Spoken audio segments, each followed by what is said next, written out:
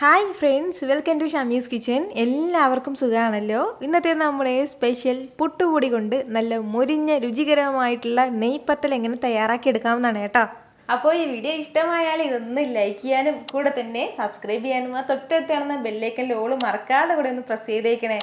എന്നാൽ ശരി, ഇതെങ്ങനെയാണ് തയ്യാറാക്കുന്നത് വേഗം ഒന്ന് കണ്ടു നോക്കാം. നമ്മുടെ ഈ നെയ്പത്തൽ തയ്യാറാക്കി എടുക്കാനായിട്ട് ഞാനിപ്പോൾ ഒരു ബോൾ ഒന്ന് എടുത്ത് വെച്ചിട്ടുണ്ട്. അതിലേക്ക് നമുക്ക് ആദ്യം ചേർത്ത് കൊടുക്കേണ്ടത് പുട്ടുപൊടിയാണ്. ഞാനിപ്പോൾ 1 കപ്പ് അളവിലാണ് കേട്ടോ പുട്ടുപൊടി എടുത്തിട്ടുള്ളത്. നമ്മളിപ്പോൾ റെഡിമെയ്ഡായിട്ട് വാങ്ങുന്ന പുട്ടുപൊടിയാണെന്നുണ്ടെങ്കിൽ അത് ഉപയോഗിക്കാം. അല്ലാന്നുണ്ടെങ്കിൽ വീട്ടിൽ പൊടിച്ചെടുക്കുന്ന ആ ഒരു പുട്ടുപൊടിയാണെന്നുണ്ടെങ്കിൽ അതും എടുക്കാം കേട്ടോ. ഇച്ചിരി തൈയോട് കൂടിയിട്ടുള്ള പൊടി വേണം നമുക്കിതിലേക്ക് ആവശ്യമായിട്ടുള്ളത്. ഈ ഒരു സമയം തന്നെ ഇതിനും ആവശ്യമായിട്ടുള്ള ഉപ്പും കൂടി ചേർത്ത് കൊടുക്കാം. ഉപ്പും ചേർത്തിട്ട് നന്നായിട്ട് ഇതെല്ലാം കൂടി ഒന്ന് മിക്സ് ചെയ്ത് കൊടുക്കുകയാണ്. ഈ ഒരു രീതിക്ക് നല്ലതുപോലെ ഒന്ന് മിക്സ് ചെയ്ത് യോജിപ്പിച്ച് കൊടുത്തു കഴിഞ്ഞാൽ പിന്നെ വേണ്ടത് 1.25 കപ്പ് അളവിൽ നല്ല തിളച്ച ചൂട് വെള്ളം കൂടിയാണ് കേട്ടോ. നന്നായിട്ട് തിളച്ചുകൊണ്ടിരിക്കുന്ന വെള്ളം വേണം ഇതിലേക്ക് ചേർക്കാനായിട്ട്. ഈ വെള്ളവും ചേർത്തിട്ട് നന്നായിട്ട് ഇതൊന്ന് മിക്സ് ചെയ്ത് മാറ്റി വയ്ക്കാം. ഒരു 10 മിനിറ്റ് നമ്മളിതൊന്ന് മാറ്റി വെക്കുമ്പോഴത്തേക്കും നല്ലതുപോലെ തന്നെ ഇതൊന്ന് കട്ടയായിട്ട്, അതായത് ഈ വെള്ളം കംപ്ലീറ്റ് ആയിട്ട് ഒന്ന് വലിച്ചെടുക്കും. ഇപ്പം തന്നെ മിക്സ് ചെയ്യുമ്പോൾ തന്നെ നല്ലതുപോലെ ഇതെല്ലാം ഒന്ന് സോഫ്റ്റായി തുടങ്ങിയിട്ടുണ്ട്. ഒരു 10 മിനിറ്റ് ഞാനിതൊന്ന് മാറ്റി വയ്ക്കുകയാണ്. ഇതൊന്ന് കുതിർന്ന് കിട്ടുന്ന ഈ ഒരു സമയം കൊണ്ട് നമുക്ക് ചെറിയൊരു കൂട്ടൊന്ന് ചെയ്തെടുക്കാനുണ്ട്. അപ്പോൾ അതിന് വേണ്ടിയിട്ട് മിക്സിയുടെ ജാറിലേക്ക് 1 കപ്പ് അളവിൽ ചിരകിയ തേങ്ങ ചേർത്ത് കൊടുക്കുകയാണ്. അതായത് നമ്മൾ 1 കപ്പ് അളവിലല്ലേ നമ്മുടെ പുട്ടുപൊടി എടുത്തത്, അതേ അളവിൽ തന്നെ 1 കപ്പ് അളവിൽ ചിരകിയ തേങ്ങയും കൂടി നമുക്ക് ആവശ്യമായിട്ടുണ്ട്. തേങ്ങ കൂടുതൽ ചേർക്കുന്നതാണ് എപ്പോഴും ഈ നെയ്പത്തൽ അല്ലെങ്കിൽ നെയ്പത്തിരിക്ക് കൂടുതൽ രുചികരം കേട്ടോ. കൂടെ പിന്നെ ഇനി നമുക്ക് വേണ്ടത് ഇതുപോലെ ഒരു 1/2 ടീസ്പൂൺ അളവിൽ ചെറിയ ജീരകമാണ്. അതേ അളവിൽ തന്നെ ഒരു 1/2 ടീസ്പൂൺ പെരിഞ്ജീരകം കൂടി, വലിയ ജീരകം കൂടി നമുക്ക് ആവശ്യമായിട്ടുണ്ട്. പിന്നെ ഇനി നമുക്ക് ഇതിലേക്ക് വേണ്ടത് ഇതുപോലെ ഒരു 5 ചെറിയുള്ളിയും കൂടിയാണ്. സവാള ചേർക്കരുത്, ചെറിയുള്ളി തന്നെ നമ്മളിതിലേക്ക് ചേർക്കണം. ഇതൊന്നും സ്കിപ്പ് ചെയ്യാതെ ചേർത്തേക്കണം കേട്ടോ. അപ്പോൾ ഇത്രയും ചേർത്തിട്ട് നല്ല രീതിക്ക് തന്നെ ഇതൊന്ന് അരച്ചെടുക്കാം. വെള്ളമൊന്നും ചേർക്കേണ്ട ആവശ്യമില്ല. അതുപോലെ തന്നെ നല്ല ഫൈനായിട്ടും അരച്ചെടുക്കേണ്ട ആവശ്യമില്ല. ചെറിയൊരു ഇടത്തരം തരിതരിപ്പോട് കൂടി തന്നെ ഇത് അരച്ചെടുക്കാവുന്നതാണ്. ഈ ഒരു രീതിക്ക് നന്നായിട്ട് തന്നെ ഞാനിതൊന്ന് അരച്ചെടുത്തിട്ടുണ്ട്. ഇത്രയും സമയം കൊണ്ട് തന്നെ നമ്മുടെ ഈ പുട്ടുപൊടി എല്ലാം നന്നായിട്ട് തന്നെ ഒന്ന് സോഫ്റ്റായി കിട്ടിയിട്ടുണ്ട് കേട്ടോ. ഈ ഒരു രീതിക്ക് ഇങ്ങനെ വേണം നമ്മുടെ ഈ മാവ് ഉണ്ടാകേണ്ടത്. അതായത് തീരെ ലൂസായിട്ട് ഉണ്ടാകാൻ പാടില്ല, അതുപോലെ തന്നെ തീരെ കട്ടിയായിട്ട് ഉണ്ടാകാൻ പാടില്ല കേട്ടോ.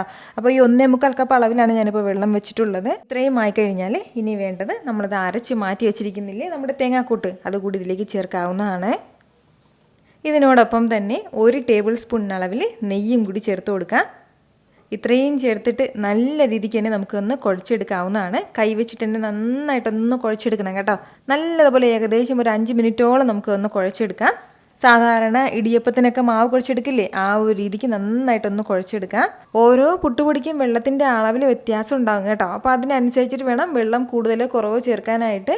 അപ്പോൾ ഫസ്റ്റ് നമ്മൾ 1.25 കപ്പ് അളവിൽ വെള്ളം ചേർത്ത് കൊടുത്തിട്ട് എങ്ങാനും വെള്ളത്തിൻ്റെ അളവ് കുറച്ചും കൂടി കൂടുതലായിട്ട് വേണമെന്നുണ്ടെങ്കിൽ എക്സ്ട്രാ ചേർക്കേണ്ടത് നല്ല തിളച്ച വെള്ളം വേണം ചേർത്തിട്ട് കുഴച്ചെടുക്കാനായിട്ട് കേട്ടോ. ഇതുപോലെ നന്നായിട്ട് ഞാനിതൊന്ന് കുഴച്ചെടുത്തിട്ടുണ്ട്. ഈ ഒരു രീതിക്ക് വേണം കേട്ടോ നമ്മുടെ ഈ മാവ് ഉണ്ടാകേണ്ടത്. അതായത് ഒരുപാട് ലൂസായിട്ട് ഇരിക്കാൻ പാടില്ല, ഒരുപാട് കട്ടിക്ക് ഇരിക്കാൻ പാടില്ല. ഈ ഒരു ടെക്സ്ചറിൽ വേണം നമ്മുടെ ഈ മാവൊന്ന് കുഴച്ചെടുക്കാനായിട്ട്. ഇതുപോലെ അപ്പോൾ ഇങ്ങനെ നമ്മൾ റോൾ ചെയ്യുന്ന സമയത്ത് ഇങ്ങനെ റോൾ ചെയ്യാൻ വേണ്ടി പറ്റണം കേട്ടോ. ഇതുപോലെ ഉണ്ടാകണം. ഇനി നമുക്ക് വേണ്ടത് ഇത് ചെറിയ ചെറിയ ബോൾസാക്കി ഒന്ന് എടുക്കണം. അപ്പോൾ അതിന് വേണ്ടിയിട്ട് കയ്യിലേക്ക് ഒരല്പം നെയ്യ് പുരട്ടി കൊടുത്തിട്ട് വേണം നമ്മളിതൊന്ന് ബോൾസാക്കി എടുക്കാനായിട്ട്.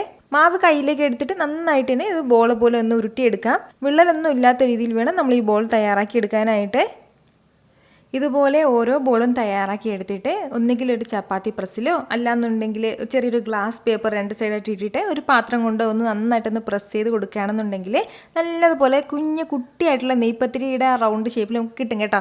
അപ്പോൾ ഒരുപാട് പ്രസ് ചെയ്യരുത്, നന്നായിട്ട് തിന്നായി പോകരുത് നമ്മൾ ഈ പരത്തിയെടുക്കുന്നത്. അപ്പോൾ ഈ ഒരു കനത്തിന് വേണം കേട്ടോ നമ്മളിതൊന്ന് പരത്തിയെടുക്കാനായിട്ട്. ഒരുപാട് കട്ടിയും ആകാൻ പാടില്ല.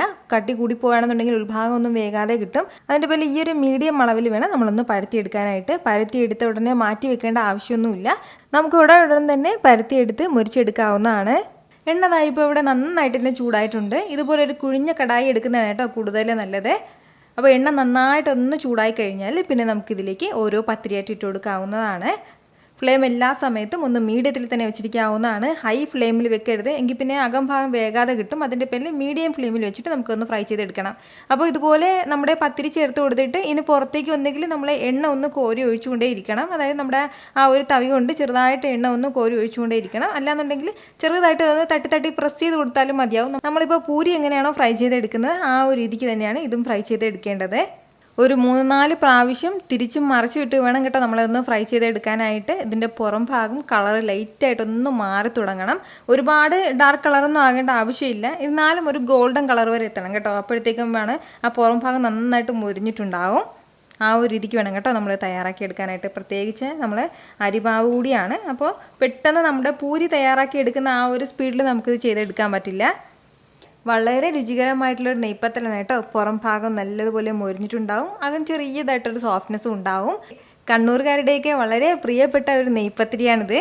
ഇതിൻ്റെ കൂടെ നല്ല ബെസ്റ്റ് കോമ്പിനേഷൻ എപ്പോഴും നോൺ വെജ് ആണ് കേട്ടോ. അതായത് നമ്മുടെ ചിക്കനും ബീഫും മട്ടനൊക്കെ വെച്ചിട്ട് അതിൻ്റെ കറിയൊക്കെ നമുക്ക് സൈഡായിട്ട് വെച്ചെടുക്കാവുന്നതാണ്.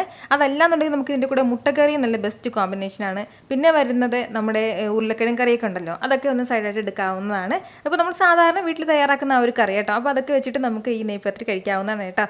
അപ്പോൾ ഇതുപോലെ വളരെ രുചികരമായിട്ടുള്ള നെയ്പ്പത്തിരി നിങ്ങൾ തയ്യാറാക്കി നോക്കിയിട്ട് നിങ്ങളുടെ ഫീഡ്ബാക്ക് എനിക്കൊന്ന് മറക്കാതെ അറിയിച്ചേക്കണം. കാരണം നിങ്ങളുടെ ഫീഡ്ബാക്ക് കാണുമ്പോഴായിരിക്കും അത് മറ്റുള്ളവർക്കും തയ്യാറാക്കി നോക്കണം എന്നുള്ളൊരു പ്രചോദനം ഉണ്ടാകുന്നത്.